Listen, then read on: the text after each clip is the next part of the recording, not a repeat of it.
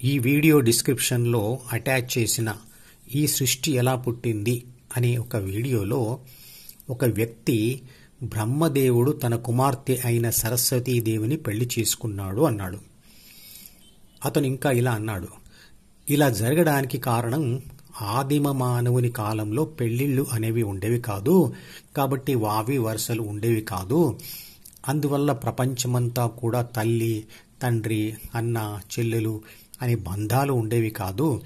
అందువల్ల ఎవరినైనా పెళ్లి చేసుకునేవారు, అంటే శారీరక సంబంధాలు ఏర్పరచుకునేవారు అంటూ ముస్లిం మతంలో ఈ రోజుల్లో కూడా ఉన్న ఒక ఆచారాన్ని సమర్థించినట్లుగా నాకు అర్థమైంది. ఆ వీడియోను మీరు కూడా చూడండి. ఈరోజు కూడా ముస్లింలు తమ కుమార్తెలను, చెల్లెలను కూడా పెళ్లి చేసుకుంటున్నారు. ఇక్కడ రెండు విషయాలు వివరించదలుచుకున్నాను. ఒకటి, అతను చెప్పిన సిద్ధాంతాన్ని మనం నిజమని అనుకుందాం. అయినప్పటికీ కూడా ఒకప్పటి ఆదిమ మానవుని కాలంలో అలా ఉంది అంటే అర్థం ఉంది. కానీ ఈ రోజుల్లో సభ్య సమాజంని చూసి కూడా వారిలో ఈ ఆచారం ఇంకా ఉంది అంటే ఆ మత ఆచారాలను మనం సమర్థించవచ్చా?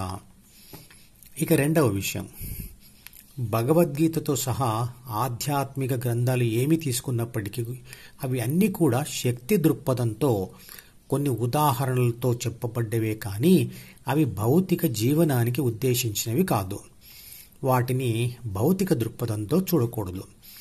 సైన్స్ ప్రకారం కూడా big bang theory, energy conservation theorem, energy mass equivalence థియరంల ప్రకారం ఏ శక్తి అయితే పదార్థాలను నిరంతరంగా శక్తిగా మారుస్తుందో మరియు శక్తిని పదార్థంగా మారుస్తుందో, ఏ శక్తి అయితే పదార్థములను సృష్టిస్తుందో మరియు అనేకమైన శక్తులను సృష్టిస్తుందో అది సనాతనం, అంటే శాశ్వతం, అంటే మారకుండా స్థిరంగా ఉంటుంది. దానినే మన పూర్వీకులు సనాతన ధర్మం లేదా విశ్వధర్మం లేదా విశ్వశక్తి లేదా పరమాత్మ లేదా పరబ్రహ్మ అన్నారు. ఆ పరబ్రహ్మ నుండే విశ్వములోని నక్షత్రాలు, మిల్కీవేలు, గెలాక్సీలు, సూర్యుడు, భూమి, చంద్రుడు లాంటి పదార్థాలతో కూడిన వస్తువులు ఏర్పడ్డాయి. ఆ పరబ్రహ్మ నుండే విద్యుత్ శక్తి, అయస్కాంత శక్తి, రసాయన శక్తి, స్థితి శక్తి, గతి శక్తి, పరమాణు శక్తి, భూమి ఆకర్షణ శక్తి లాంటి అనేక శక్తులు వచ్చాయి. మనిషిలోని ఆత్మ కూడా ఒక శక్తియే. అది కూడా పరబ్రహ్మ నుండి వచ్చింది. అంటే అది కూడా పరబ్రహ్మ యొక్క ఒక అంశ. అంటే దానిని మనం బ్రహ్మ అంటాం.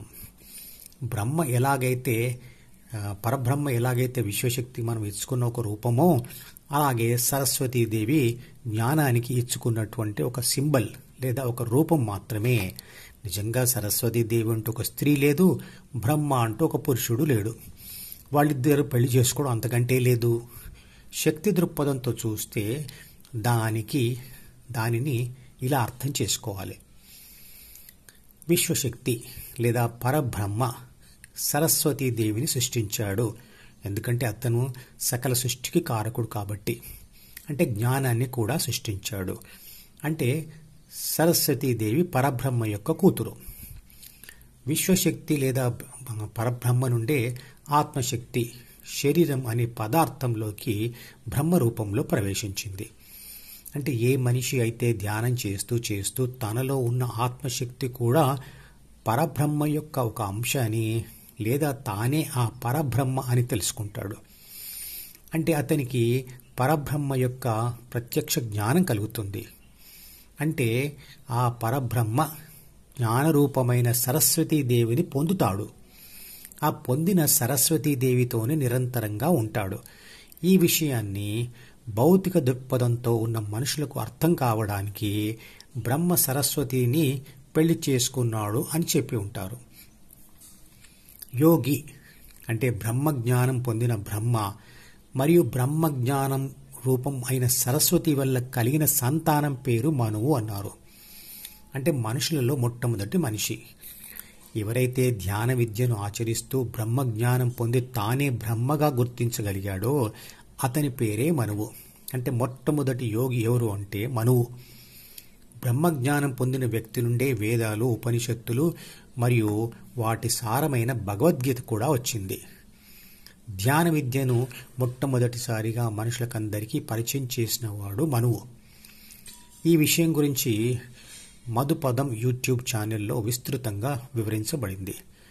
ఆసక్తి ఉన్నవారు ఆ ఛానల్ని సబ్స్క్రైబ్ చేసుకొని మొదటి నుంచి మొదలుపెట్టి అన్ని వీడియోలు వరుసగా చూస్తే సమస్త శక్తి దృక్పథం అర్థమవుతుంది.